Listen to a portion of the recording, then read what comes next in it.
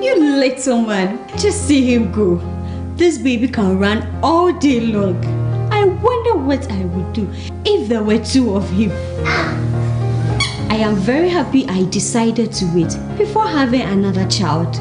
Luckily, I met a family planning advisor at a salon who gave me great advice. I also claim the advantage Secure gives. Now I can space the birth of my children as I want. With Secure, I decide. This advertisement has been vetted and approved by the FDA. For whatever flavor you may need, Zesta quality is always refreshing and tasty. Oh, everybody, take a sip and get the feeling you need it. It's Zesta! It's Zesta! For everybody, Zesta, Zesta quality tea. Take it everywhere you go. Zesta! Grab a taste of quality. Zesta tea comes in different flavors: strawberry, green tea, ginger, lemon, apple, and many more. This advert is FDA approved. Wonderful. Thank you so much for joining in. It's the IMdrive Sunny 88.7. Today is the 19th of April, 32 after 8. Uncle Ebo is seated. Welcome to From the Ashes. Good morning, Uncle Ebo. Hi, Vickie. Good morning, and how are you doing? I'm doing well, by God's grace. Have you seen what someone had done? Yes, he's blocked. He's blocked it completely. He doesn't want me to see him, so... Someone, good morning. Good morning, sir. Vickie, I have a protest to make. Really? Monday, when I got out of the studio, got into my car to take off, and then I realized that Ajeman was here doing an interview on food. And I was just like, oh, so it means Ajeman was in the building when I was on air, and he didn't even pass here to say hello. Okay. But he came to the studio to do an interview on food. This was on Monday. So, Ajeman, because of you, the next time I come here, I'll be promoting breakfast. so that you can come in, because there'll be food. I think he was in a meeting with them when we ended. I think he left before, he could catch you. That's probably the reason. Yeah, you're trying to defend him. But the point is that he was on the premises, and Ajeman, my own kid brother, did not bother to pass here to say hello. So, Ajeman, next time, I met on breakfast. Because I know if it is food, you will come inside.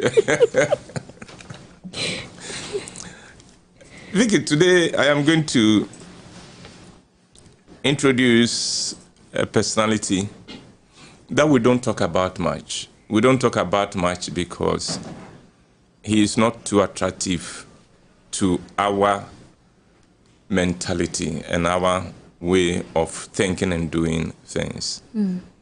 But before I tell you who he is, I'd like to make a few statements. Okay. Ghana could have gone to the World Cup at least 2 World Cups before we actually went to the World Cup. Because there was a time when Ghana had the best team we've ever had. We had the goal king of Germany in the team, and we had a guy who had just won the UEFA with his team also in the team. We had a great crop of players. We failed to qualify. Why? Because of the principle we'll be discussing today. Okay. But even put that one aside, after that, the few times we've been at the World Cup in which we disgraced ourselves so much that I think every Ghanaian should try and forget. That's when we went to Brazil, when we carried sacks of money for the players. And it's interesting, Vickie, you know what happened? We carried sacks of money, chartered an aeroplane and took the money to them, and then gave it to them in cash. And now, the whole world knew that the players had cash on them, so they couldn't sleep. Because you were holding physical, you were holding dollars in a strange country. Anybody can attack you. And they couldn't sleep. They couldn't even concentrate on the match because now you have to keep your eye on the money. On the money. You know, anyway, even at that World Cup where we disgrace ourselves, we could have done far better than we did because we were the only team that emerged as winners, Germany, could not beat. We were the only team. They struggled. They couldn't. In fact, but for our own in some, we should have beaten them. Should have beaten them 1-0. But somehow they equalized. We were the only team they couldn't beat. And yet, in the end, we disgrace ourselves again because of this principle. You know, God in his goodness would always raise somebody to help us get to the level we need to get to. Quite often, the person he chooses to use will be the person we least would have expected he would use. You know, now the question is, the person God raises for you, what do you do to him and with him or with her or to her? So today we're going to talk about Jonathan. Jonathan is a guy I want to introduce to Ghanaians. Jonathan's father was King Saul. He is the first of Saul's children and male. So in the order, in the scheme of things, Jonathan would automatically have succeeded the father. That one was known. That one was clear. If his father dropped dead, he was the next in command. And therefore, in effect, the throne belonged to him. And he could argue that the world knew that, Israel knew that. Then out of the blue comes David. David without any pedigree. David, who could not even wear the armor. The armor. Who could not even use the traditional warfare weapons. He comes in. David, the shepherd boy. David, who even in his own home did not have any respect. David, whose father had to be reminded and asked, don't you have another child? Because when someone went to the house and God said, go, I've anointed somebody there. He brought everybody, but not David. And Saul knew, I have been sent here to anoint somebody. But God has disqualified everyone this man has brought to me. So he had to ask him, is that all? Or do you have It is then that his father said, oh, yeah, yes. Yeah, there's another one. But well, anyway, go and send for him. David was an unlikely candidate. And that is the beauty of our God. His ways are very different from ours. His thoughts are very different from ours. And he doesn't consult us to determine who is a suitable candidate for his grace, who is a suitable candidate for his favor. He doesn't consult us. He doesn't consult anybody. And yet, when he raises somebody, sometimes we don't recognize the sovereignty of God and we say, Vickie. Now Vickie, now Vickie about that. Who is that Vickie? Obia Bonnie, I mean, who is Vickie? That is the way we process. Because we would accept it if it is somebody we know, somebody we... But Vickie not... And then, in some circles, now on school ben or school ben or koi, and things like that. And then, on the basis of that, oh, David, it can be, I mean, we should not take it seriously. And yet, this is God. David comes on the scene. and immediately begins to make an impact.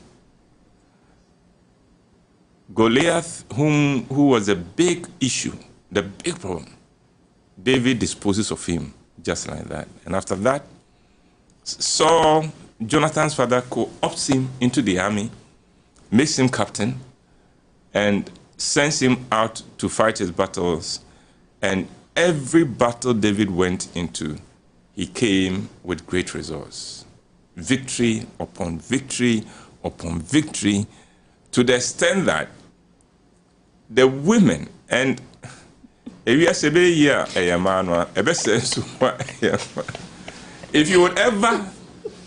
you would get into trouble, it is the women. If you would also get out of trouble, it is mercy, Lord. The women compose a song.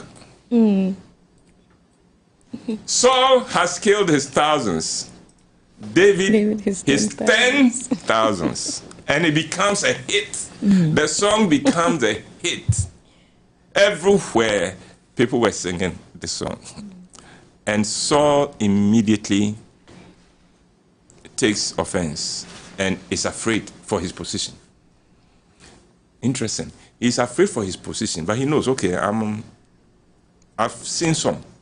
But he's also afraid of the son, Jonathan, not getting the position because of this guy.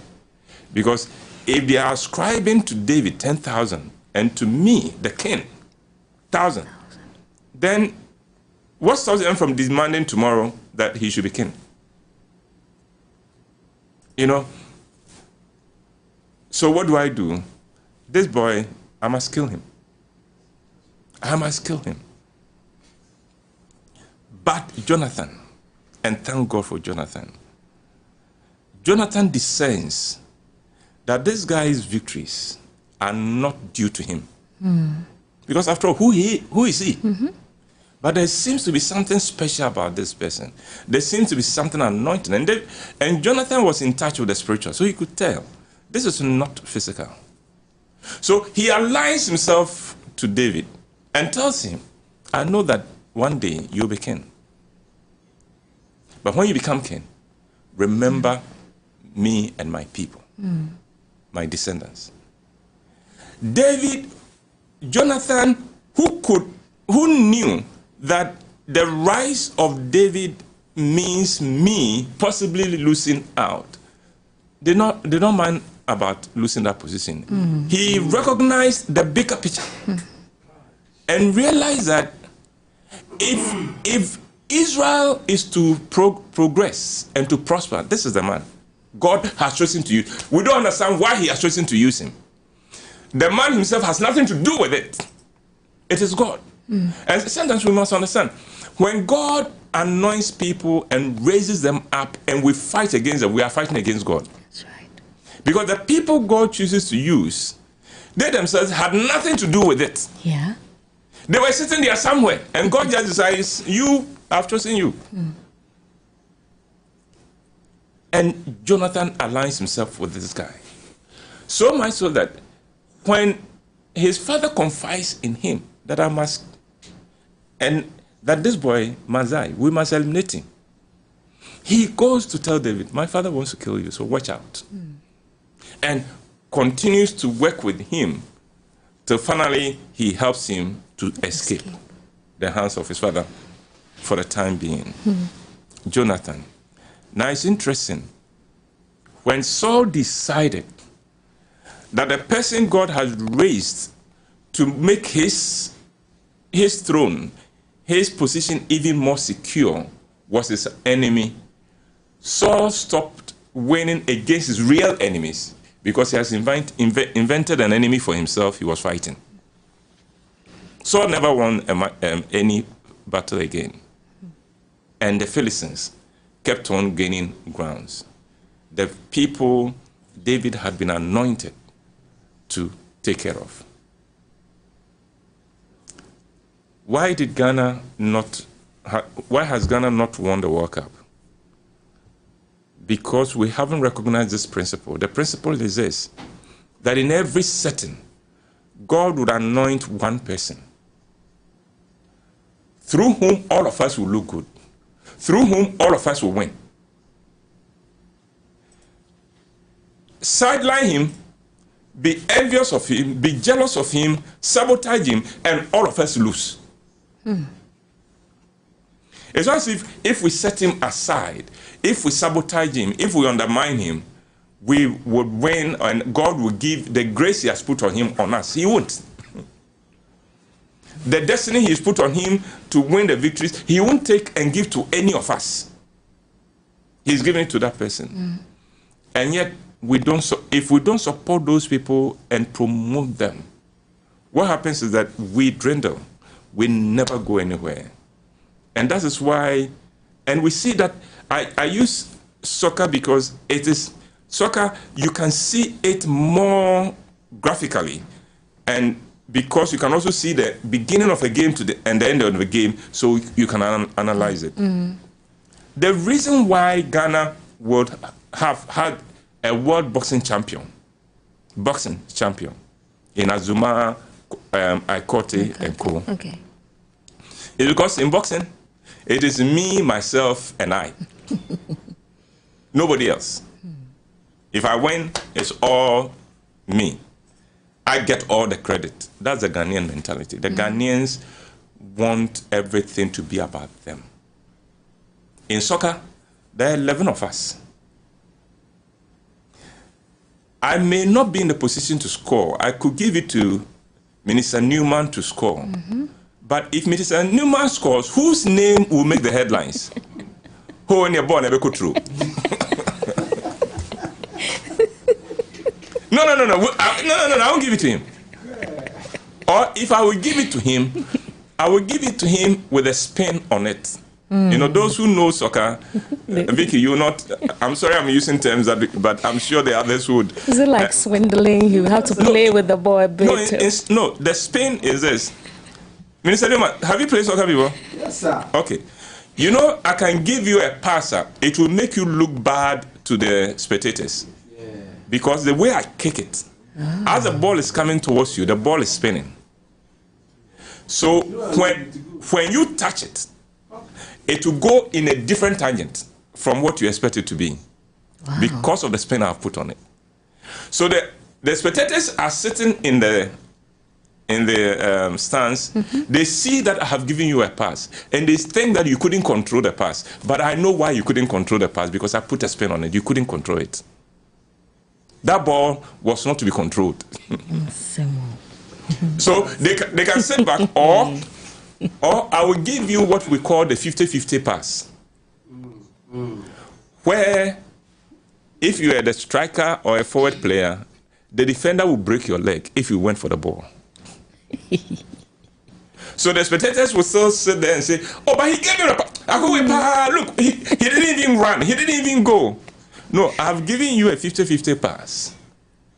It's a career-threatening pass. If you like, go.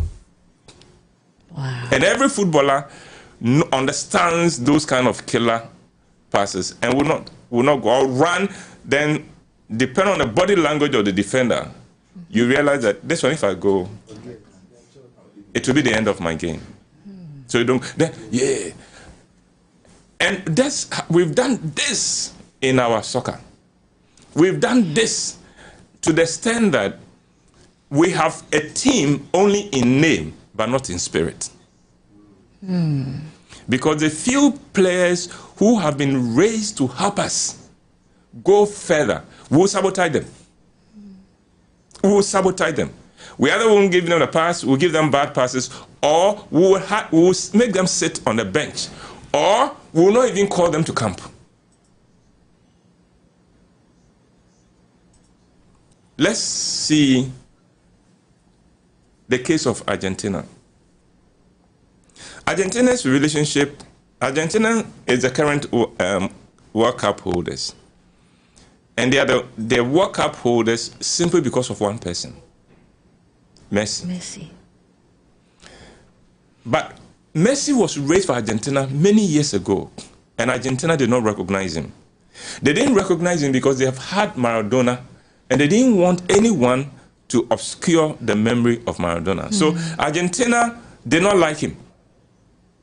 So Messi goes there, and the team itself will not support him. So even though Messi was winning in Barcelona, Argentina was going nowhere. And then they would insult him and say, look at what he does in Barcelona, but when he comes here, he doesn't do anything. And the guy got very close to even deciding, I won't play for the national team anymore, because it was too much pressure. Then the president himself had to intervene and said, no, you can't go. With time, then Argentina began to wake up to the fact that, Jimmy, I mean, why are we sabotaging him? And then some of the players, especially when those who thought that they should have been the anointed, the Higuains and co, and began to faded out of the way, and a new crop came. And then they decided that we will rise with you. We don't mind making you look good. Yeah. We will make this team Messi's team. So, captain, make him captain. And then they said, we will play for you. To the point that when a new manager for the national team was appointed, for the national team in Argentina, he flew to go to the base of Messi and said, I've been made the national captain, the team manager. What are your desires? What do you want me to do? How do you want me to do this? Wow. Who do you want to play with? This is the coach, the national team manager. Who do you think would make you shine? Because I want you to shine. This team is your team. It's Messi team. And the result is what we saw. The players would die, would kill for him. They didn't care that it would be his name. But they knew in he becoming big, we all get big. In people mentioning Messi, we all get mentioned as well. Now, we can all go around and say, we are World Cup winners. Yeah. Why? Because Messi is a World Cup winner. We haven't learned that principle in Ghana. So in Ghana, the Messis among us, we will sabotage them. We will destroy them. We will frustrate them. We will sabotage them. We will sideline them. And we would accuse them of all kinds of things. When your name becomes, the bigger your name becomes, the more false accusations are leveled against you. People who even haven't met you before have stories about you. Yeah. They've never met you. Yeah. They have stories about you. Why? Because, Obi Abonidin. Why? We don't realize that in every situation, God would anoint somebody or a few people in a big contest through whom all of us will look good. And we've got to learn to be sensitive to those people. And when we see one, that is the one who makes us look good, we all need to align behind this person. We all need to give our best to this person so the person can shine. And when that person is shining, we would all shine. Yeah. We would all shine. There's a band, and I'm sure I'm going to get into trouble with this. You know the band called Ulome? Yeah. Ulome had a key player there. He's the one people love to see. And then somehow a bit of misunderstanding came. So he left. He could not deal with it. And at that time they felt that, is he the only person who can play this kind of instrument? He should go. He wants to go. Let him go. So he left. And that was the end of Ulome. It never maintained its position, and it never went higher. The guy too, nobody heard of him again. And that's a painful thing. David had to spend years roaming around, hiding, to the point that he now had to go and recruit himself to the Philistines, the very people he had been anointed to destroy. to survive, just so he can survive. So that is what happened when Saul targeted him. In the end, though, the throne still came to him because God is God and God will make it happen. But the years of struggle and all that, and then Saul, he died a disgraceful death. His children, he lost everybody and lost even the kingdom because the Philistines took it over. Indeed, even lost the Ark of the Covenant. One of the most painful things to happen, lost the Ark itself to the Philistines. Let's be careful. My question this morning is, imagine how much progress and prosperity Ghana would have had if everybody who God anointed to make a difference was given the chance to play their role. Imagine what will happen if a company like Sunny looked at who are the stars, who are the people who, when they are on the air, will listenership go up. And then everybody decided that, look, let's give them the best possible times. Imagine what will happen in any media network. Imagine what will happen in any company if some of the people who are bringing in good results were encouraged to even do more and were celebrated.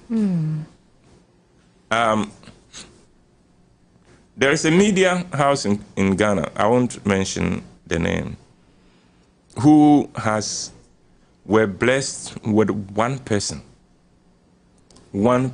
who somehow connected with their base so well that when he's on air, nobody wants to listen to anything else. And when they discovered that,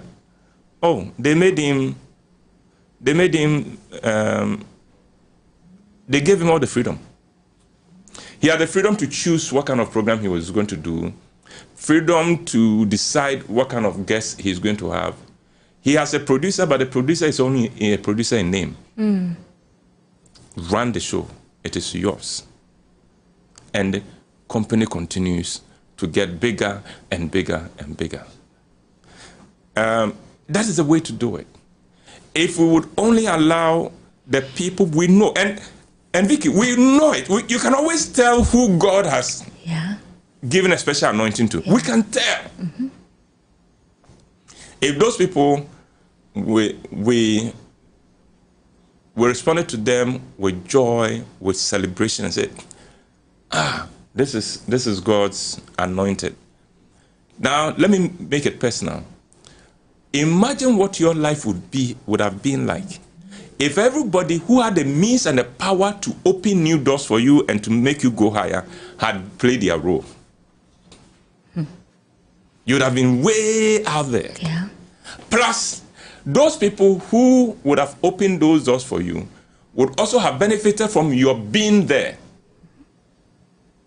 It would have been the best investment they could ever have made. Absolutely. But this is Ghana. I mean, they're going to say, did you remember Nana Drobo?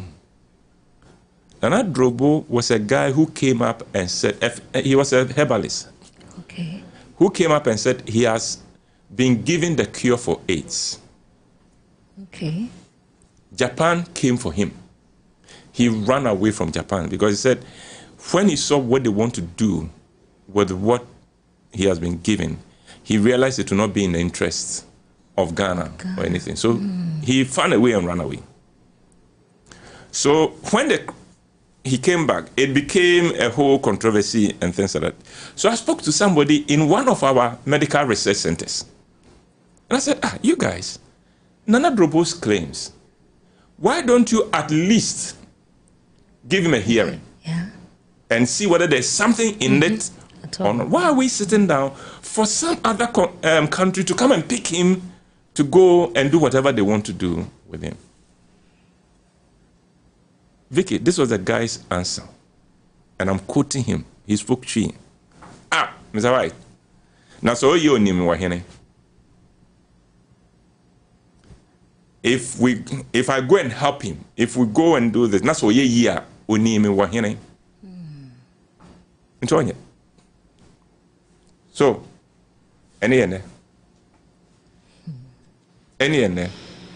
I'd like to end with my own personal testimony. Okay. And it's a story I love telling. I'm not too sure the person involved in the story enjoys hearing me tell it. But it is a story of me and my kid brother, the one who comes directly after me. Okay. Kweku was given, his name is Kweku. Kweku was given a special grace that I didn't have. He had such favor upon him that I did not have. He developed much faster than me. So at every point, he looked like my big brother because he loved food like a German. I don't. I have always had a very difficult relationship with food.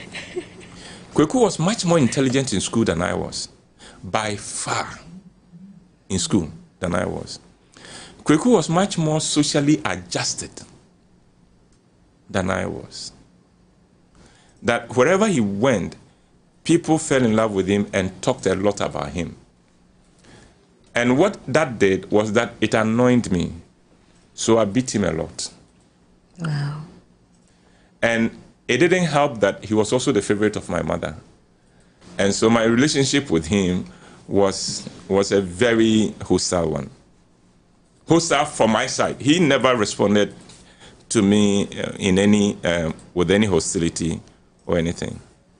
Then one day, the Spirit of God asked me this. I was still a small boy. But the Spirit of God spoke to me and said, "Why do you hate your brother? What did he do to be what he is?" Then the Spirit of God said, "I made him who he is. I've made him as wonderful as he is. Learn to celebrate him." So after that, I began to celebrate my brother. I was comfortable that he was more intelligent than me, and I would announce it to anybody. If I went anywhere and did anything and you were impressed, I said, "Wait till you see my brother. Wait till you meet my brother." I was touting what God has given him so much. And then years go on, we grow. Kweku went to a teacher training school. And he said he was told there that the teacher training certificate was equivalent to GCE O-level. So he didn't write O-level, but rather wrote A-level. In one of the subjects, geography, he made a B. His tutor, his geography tutor at the training college, made an F. He wrote the exam with his tutor as a private student. Right.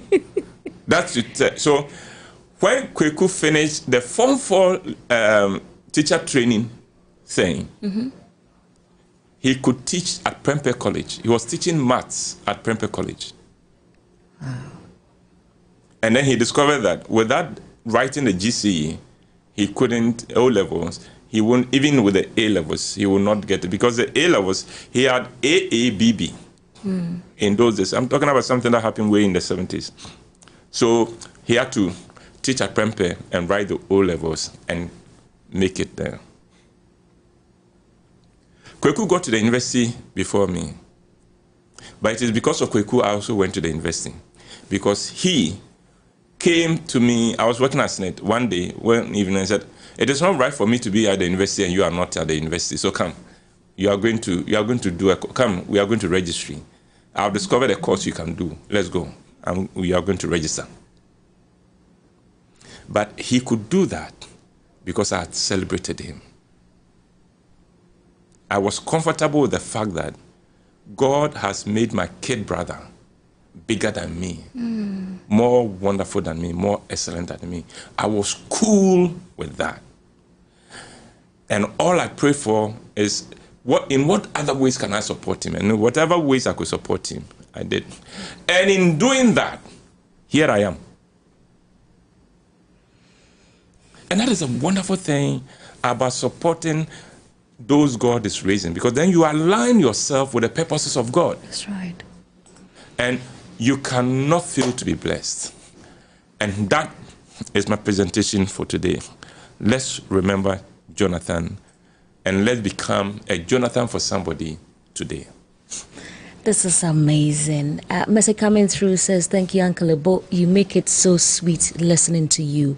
Must or can everyone become a leader? Listening to your illustrations on the football team, there are those who will not score. It is even hard to see their contribution, but immediately such players are injured or taken out, you clearly see deficiency. Now must everybody be seen? For me, I think powerful, strong, and successful people are people who operate behind the scenes. And this is coming in from Nana Hesi Uchiri. A few messages on Facebook. I forgot to mention that we are live on our handle at Sunny FM Ghana. This one is from Gracie Frimpong. Good morning from Dansoman, Accra. Sunny FM, you are the best. Wendy said, good morning, family. Uncle, this is serious. Working in true unity, not a fake one. Lord, help us all in our families, our fellowships, offices, various groups we belong to. God bless Uncle Ebo. Sunny FM, God bless you, Sunny TV, for this. What have you done with Jonathan? And this one is coming in from Eli Nuku. I think it's a very powerful title. What have you done with Jonathan?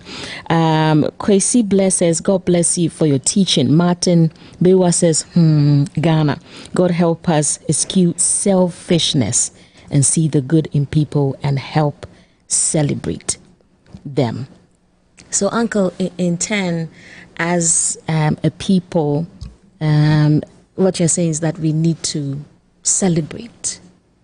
No, I think we just need to understand the purposes of God. That Vickie, God, his ways are not our ways.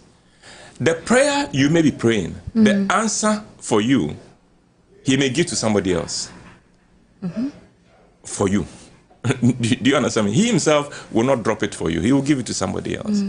The question is what's your relationship with that person? Vickie, there are churches where the most anointed preacher is never allowed to preach. Because they allowed him to preach once, and they didn't like the impact he made. And so he would never preach. He would never preach again. And so that church that could have grown to become a mega church will continue to struggle and remain a small church. Ruby says, Uncle, sometimes when we allow these people to be celebrated, what it is that they become too pompous to come down to the level, or even realize that it's the team members behind the scenes that are helping them to shine. Yeah, that's their problem. God will deal with them. God knows how to deal with them. Because when God anoints them and they don't recognize the source of it and the purpose for that they being exceptional, the same God can anoint somebody else and ignore them and set them aside.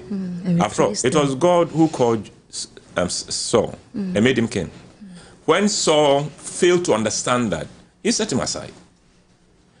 So our bit is celebrate the guy because God has put his favor upon him. Okay.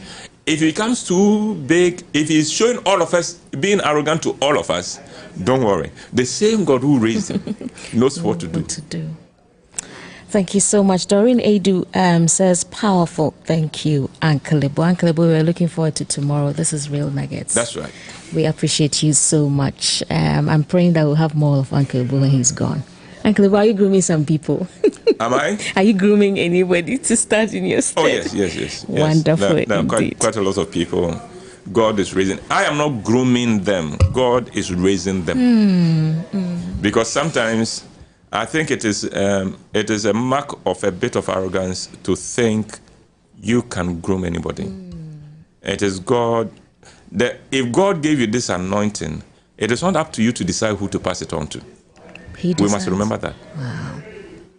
The pastors who are choosing their successors should watch it. They should watch it. Because it is not for you. It's not about you. Unless God speaks clearly to you and say, Newman is the one I have chosen to follow you. I was very close to Apostle to me. Okay. Church of Pentecost. Okay. When he became chairman, I was very, very close to him. One day, I went to him and he said, Uncle Ebo, God just showed me who would take over from me. I said, really? He said, yes. He said, I dreamt that I had piloted this huge aircraft and landed it. And as I got out of the plane as a pilot, he said I was dressed like a pilot. Mm-hmm. Another pilot with his team were walking to the gangway. Okay. And then we exchanged, and he went into the cockpit and took off. And he said, I saw that man clearly. He would be the one after me.